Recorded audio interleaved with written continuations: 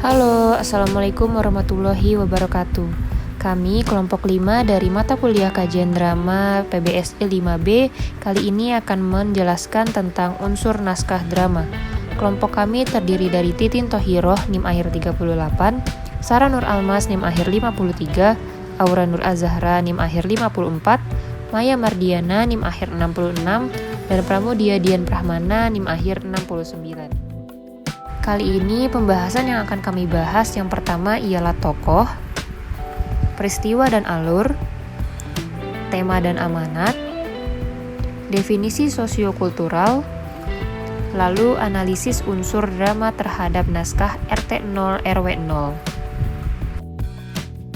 Menurut Abrams, tokoh adalah orang-orang yang ditampilkan suatu karya naratif atau drama yang oleh pembaca ditafsirkan memiliki kualitas moral dan kecenderungan tertentu seperti yang diekspresikan dalam ucapan dan dalam tindakan. Tokoh merupakan pelaku yang menggambarkan peristiwa dalam lakon rekaan, sehingga peristiwa itu menjalin suatu cerita. Sedangkan cara sastrawan menampilkan tokoh disebut penokohan.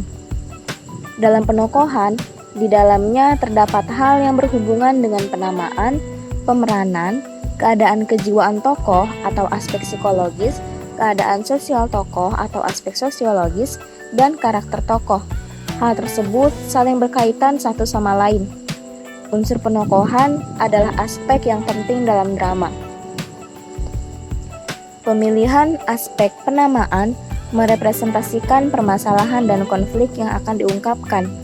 Pembaca harus menyadari bahwa faktor nama merupakan suatu subsistem dari sistem yang lebih besar.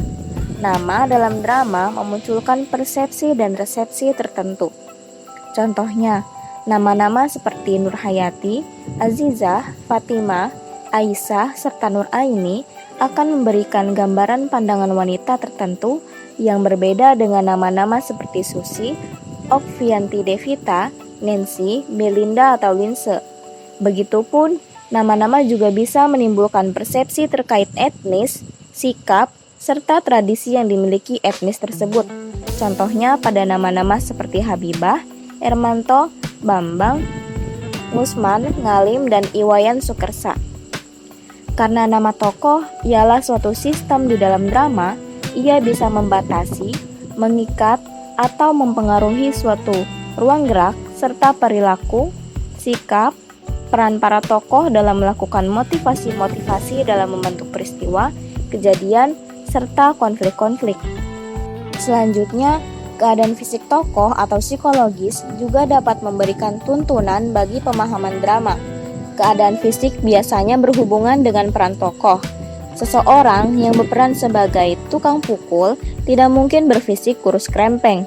Begitupun gadis yang diperebutkan, biasanya berwajah cantik dan menarik. Adapun permasalahan dan konflik kemanusiaan di dalam drama tidak akan hadir melalui tokoh, tetapi dari pertemuan dua tokoh yang berpasangan atau yang berlawanan. Jadi, seorang tokoh akan menghadirkan beberapa permasalahan sesuai dengan peran yang dibebankan pengarang kepadanya. Dalam menjalankan fungsinya, tokoh dituntut untuk menimbulkan kesesuaian karakter dengan peran itu. Robert Scholes merumuskan 6 kedudukan peran para tokoh di dalam drama. Keenam kedudukan tersebut dirumuskan dengan menyederhanakan rumusan peran yang telah dibuat oleh Prof. Berikut keenam kedudukan peran tersebut. Pertama ialah peran lain atau singa, yaitu tokoh yang dikelompokkan sebagai tokoh pembawa ide. Dalam istilah lain, tokoh ini disebut protagonis. Tokoh ini memperjuangkan sesuatu berupa kebenaran, kekuasaan, perdamaian, cinta, atau juga wanita. Kedua ialah peran Mars, yaitu tokoh yang menentang dan menghalang-halangi perjuangan peran lain dalam mencapai tujuan yang diperjuangkan. Peran Mars dikenal dengan sebutan tokoh antagonis. Selanjutnya adalah peran Sun, yaitu tokoh atau apapun yang menjadi sasaran perjuangan lain dan juga yang ingin didapatkan Mars. Sun adalah apa yang diinginkan dan diperjuangkan oleh Lion dan Mars. Selanjutnya ada peran Earth, yaitu tokoh apapun yang menerima hasil perjuangan Lion atau Mars. Jika Lion dan Mars berjuang untuk dirinya sendiri, maka keduanya berperan sebagai Earth. Selanjutnya ada peran Scale atau neraca, yaitu peran yang menghakimi, memutuskan, menengahi, atau menyelesaikan konflik dan permasalahan yang terjadi dalam drama. Peran Moon selanjutnya yaitu peran yang bertugas sebagai penolong. Moon bisa saja menjadi penolong Lion, Mars, Sun, Earth, dan Scale. Alur merupakan rentetan peristiwa yang satu dengan peristiwa yang lain dalam hubungan sebab akibat. Tanpa suatu hubungan sebab akibat, maka suatu peristiwa tidak dapat disebut sebagai alur. Hal ini berlaku pada drama. Untuk mengetahui satuan peristiwa yang terjalin dan terangkai, penonton harus menelusuri dialog. Dialog memberikan tuntunan alur kepada penonton. Melalui dialog, penonton dapat mengetahui bagaimana peristiwa bergulir dalam suatu naskah drama. Untuk dapat memahami peristiwa dalam drama, harus disadari sepenuhnya bahwa peristiwa tidaklah terjadi begitu saja, secara tiba-tiba atau serta-merta. Setiap peristiwa yang berlaku atau terjadi selalu mempunyai hubungan sebab akibat. Suatu peristiwa akan terjadi jika disebabkan oleh sesuatu hal atau hal yang menjadi alasan mengapa peristiwa itu terjadi. Usaha memahami drama sebagai genre sastra mengharuskan pembaca atau penonton memahami peristiwa-peristiwa yang terdapat di dalam teks drama, sebab munculnya peristiwa serta akibat dari peristiwa tersebut. Harus disadari bahwa pengamatan atas suatu peristiwa tidak sesederhana itu. Masih ada kaitan yang erat antara tindakan atau perubahan para tokoh dengan tokoh sebagai pengertian pelaku di dalam drama, dengan tempat dan ruang, serta dengan persoalan yang berhubungan dengan waktu atau kala. Dari kaitan antara hal-hal yang telah disebutkan itu, dapat disimpulkan bahwa satuan-satuan peristiwa harus mempunyai kesatuan pelaku, tindakan, atau perbuatan, tempat, serta waktu tertentu. Selanjutnya ada tema dan amanat. Stanton dalam Nurgiantoro mengemukakan bahwa tema yaitu makna, sebuah cerita yang secara khusus menerangkan sebagian besar unsurnya dengan cara yang sederhana. Berkaitan dengan drama, Waluyo mengemukakan bahwa tema merupakan gagasan pokok yang terkandung dalam drama.